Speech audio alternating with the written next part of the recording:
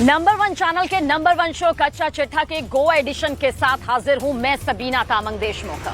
इस वक्त गोवा में एससीओ यानी शंघाई सहयोग संगठन की बैठक है। इसकी चर्चा भी हो रही है, लेकिन इससे भी ज्यादा अगर चर्चा हो रही है तो वो है मॉस्को पर हुए हमले की, जिसे भले ही रूस ने नाकाम कर दिया, लेकिन सीधा आरोप रूस की तरफ से लगा दिया गया कि ये हमला यूक्रेन के राष्ट्रपति जेलेंस्की के जरिए पुतिन की हत्या के लिए करवाया गया था। पुतिन की हत्या की साजिश ने दोस्त देशों को अलर्ट मोड पर ला दिया है।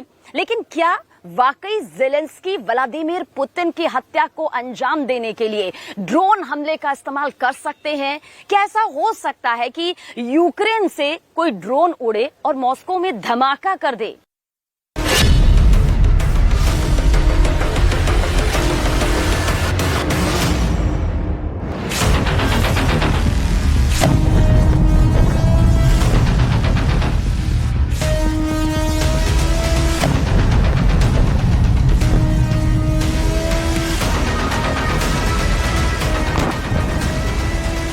पुतिन को यूक्रेन के युद्ध के बीच सबसे बड़ा झटका देने वाला हमला कैसे हुआ? यूक्रेन के युद्ध के बीच पुतिन की जान लेने की कोशिश कैसे हुई? किसने साजिश रची और किस ड्रोन का इस्तेमाल हुआ? क्या ये ड्रोन वाकई यूक्रेन की जमीन से उड़े और बिना ट्रैक हुए मॉस्को तक पहुंच गए?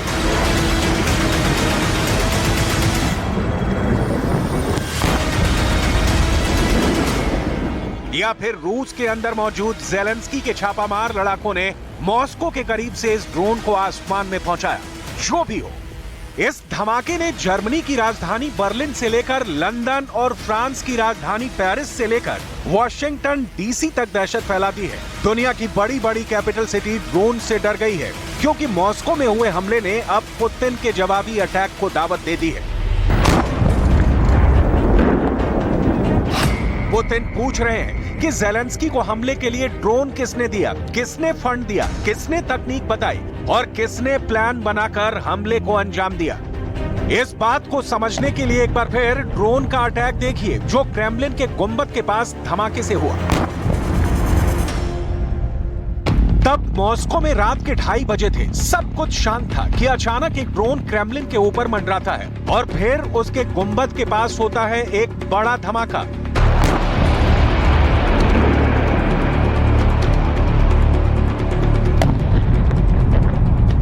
बहुत तहकीकात करके ऐसे 3 ड्रोन पर शक है जो जेलेंस्की की फौज ऑपरेट करती है और वो इतनी लंबी दूरी तक अटैक करने के लिए इस्तेमाल किए जा सकते हैं।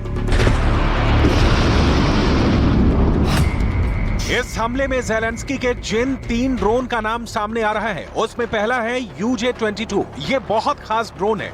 दूसरा है यूक्रेन में ही बना PD-1 ड्रोन और तीसरा है चीन में बना Mugen 5, जो ऑनलाइन खरीदा जा सकता है। इन तीनों ड्रोन में से कोई एक जेलेंस्की की साजिश का हिस्सा हो सकता है। It is technically possible. Ukraine has several types of drones that can fit the profile. For example, its newly developed UJ-22 drone can actually fly the distance. It's a commercial drone that they acquired from China. It's Mugen 5 cargo drone, which can be basically purchased online and could be refitted into a military drone. That drone can fly several hundred kilometers, and it was used in previous attacks. Putin को इस बात का पूरा शक है कि ये Zelensky का काम है।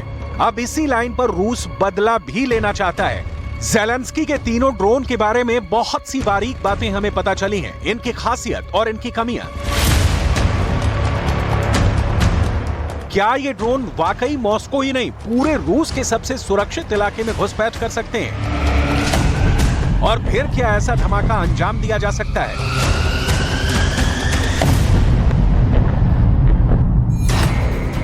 रूस का बॉर्डर ही नहीं, खास कैपिटल सिटी मॉस्को को बचाने के लिए बहुत ही पुख्ता एयर डिफेंस जोन बनाया गया है। इसमें सबसे बाहरी सर्कल को S-500 एयर डिफेंस सिस्टम बचाता है, जो विमान ही नहीं परमाणु बैलिस्टिक मिसाइल को भी रोक सकता है। इसके अंदर का दायरा S-400 एयर डिफेंस सिस्टम देखता है, जो मिसाइलों के साथ स्टेल्थ फाइटर को भी ट्रैक करके मार गिरा सकता है। इसके अंदर का दायरा बुक एयर डिफेंस सिस्टम और 5 सिर S-1 देखते हैं। ये दोनों पॉइंट एयर डिफेंस सिस्टम है।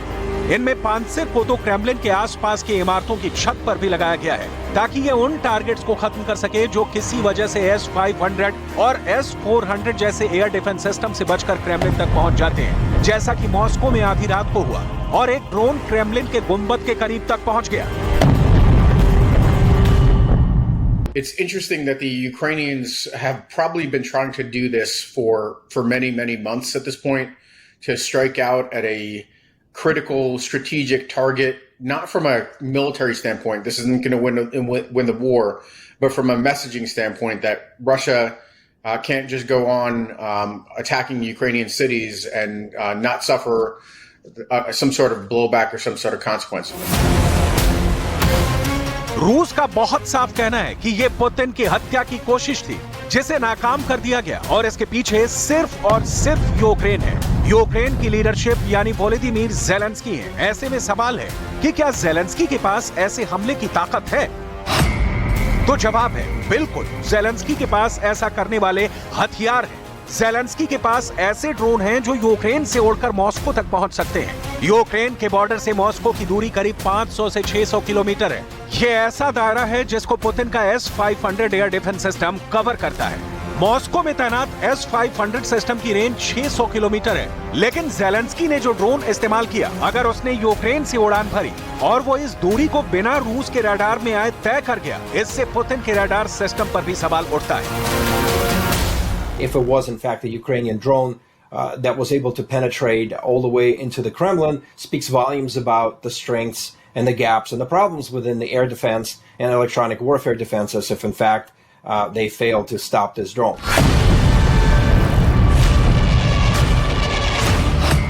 अब सवाल है कि क्या ड्रोन को रूस के अंदर से ही उड़ाया गया? अगर हाँ, तो इसका मतलब है कि रूस के अंदर ही ज़ेलेंस्की के छापामार लड़ाके एक्टिव हो चुके हैं। वैसे इससे पहले भी यूक्रेन के UJ-22 ड्रोन ने रूस के अंदर कई हमलों को अंजाम दिया है। चाहे पुतिन का तेल डिपो हो या फिर मिलिट्री ठिकाने, ज़ेलेंस्की की फौज ने इस ड्रोन के जरिए रूस के अंदर हमले किए हैं। कई बार ये ड्रोन नाकाम रहा, कई बार इसे मार गिराया गया, तो कई बार ये क्रैश भी हुआ। इसलिए ज़ेलेंस्की मॉस्को तक भी ऐसा हमला करने की ताकत रखते हैं।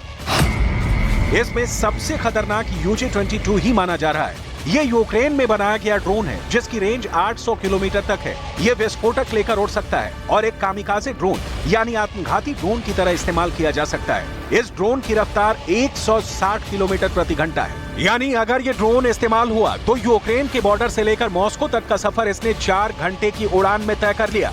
या आप कह सकते हैं कि यूक्रेन की जमीन से इसे 2 मई की रात को करीब 10:30 बजे लॉन्च किया गया और फिर 3 मई की आधी रात 2:30 बजे ये क्रेमलिन तक पहुंच गया।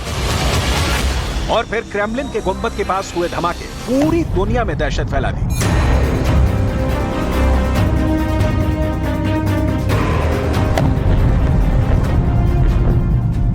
क्योंकि ये बात तय है कि पुतिन अब इसका बदला ना सिर्फ ज़ेलेंस्की से लेना चाहते हैं, बल्कि उन ताकतों को भी तहस नहस करना चाहते हैं जो ज़ेलेंस्की को ऐसे हमलों के लिए उकसा रही है, या कहें कि युद्ध में ज़ेलेंस्की को हथियार सप्लाई कर रही हैं। UJ-22 के अलावा जो और 2 ड्रोन हैं, उनकी खासियत जान लीजिए, क्योंकि ज़ेलेंस्की की तरफ से अगला हमला भी जल्द हो सकता है। इसकी पुतिन को पूरी आशंका है। ज़ेलेंस्की का दूसरा ड्रोन है यूक्रेन में ही बना PD-1 ड्रोन। ये 95 किलोमीटर प्रति घंटे की क्रूजिंग स्पीड से 10 घंटे तक उड़ सकता है, यानी इसकी रेंज भी 800 से 900 किलोमीटर है। ज़ेलेंस्की ने तीसरा ड्रोन ऑनलाइन खरीदा है। ये है चीन में बना मोगन 5। ये ड्रोन 120 किलोमीटर प्रति घंटे की रफ्तार से 7 घंटे तक उड़ सकता है, यानी ये भी करीब 800 किलोमीटर की रेंज के दायरे में अटैक कर सकता है। ज़ेलेंस्की के लिए मोगन 5 जैसे ड्रोन का इंतजाम करना मुश्किल नहीं, और वो इस तरह के ड्रोन लगातार इस्तेमाल करते रहते हैं। ये ऑनलाइन $9,500 का मिल जाता है, यानी इसकी कीमत $7.25 लाख के आसपास है। वैसे बार बार ऐसे इल्जाम भी लगाए जा रहे हैं कि पुतिन ने ये हमला खुद कराया है ताकि इसकी आड़ में ज़ेलेंस्की को मजा चखा सके और यूक्रेन पर बड़े हमले के लिए उनको एक मजबूत वजह मिल जाए, साथ में वो रूस के लोगों को भी लंबा युद्ध लड़ने के लिए तैयार कर सके। С точки зрения российского общественного мнения, Путину никаких оправданий уже не надо. А с точки зрения западного общественного мнения, я думаю, что это недостаточный повод для того, чтобы оправдать с точки зрения Европы нанесение каких-то совсем уж чудовищных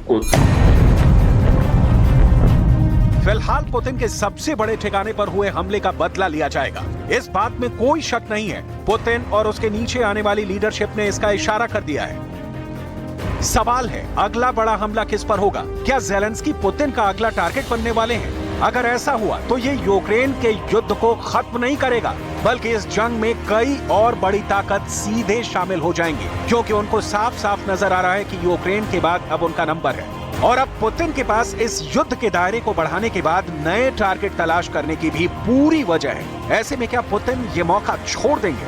ये कहना बहुत मुश्किल है।